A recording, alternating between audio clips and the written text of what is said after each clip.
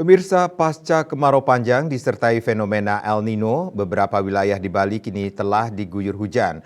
Bencana hidrometeorologi pun mengancam, terlebih di musim transisi dari musim kemarau ke musim hujan seperti tanah longsor, pohon tumbang, banjir, dan bencana lainnya. Mitigasi bencana di musim hujan pun mesti dilakukan.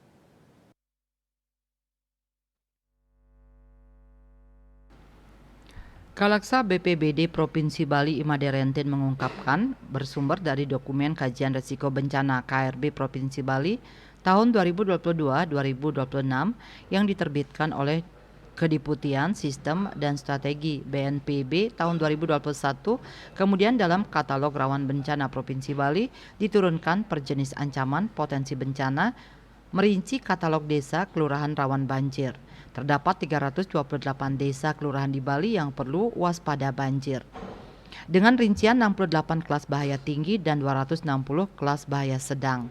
Katalog kedua yaitu katalog desa kelurahan rawan longsor. Terdapat 363 desa kelurahan harus mewaspadai ancaman tanah longsor dengan rincian 39 kelas bahaya tinggi dan 324 kelas bahaya sedang. Ada beberapa langkah dan upaya yang bisa dilakukan dalam menghadapi musim hujan di Provinsi Bali. Langkah upaya tersebut dapat dilakukan pada fase prabencana, saat bencana, dan pasca bencana atau pemulihan. Kecanggihan teknologi dapat dimanfaatkan untuk mengenali ancaman bahaya di sekitar. Salah satunya dengan melakukan aktivasi atau download aplikasi Inarix personal di smartphone. Dalam aplikasi akan dikenalkan jenis ancaman bencana di sekitar dan juga upaya mitigasi yang bisa dilakukan termasuk arah jalur evakuasi. Di samping itu, lanjut Rentin ada juga aplikasi Info BMKG yang sangat membantu untuk mengetahui lebih awal tentang perakiraan cuaca. Termasuk jika terjadi gempa akan diketahui dalam hitungan menit setelah gempa, di mana terjadi dan berapa kekuatan gempanya serta berpotensi tsunami atau tidak.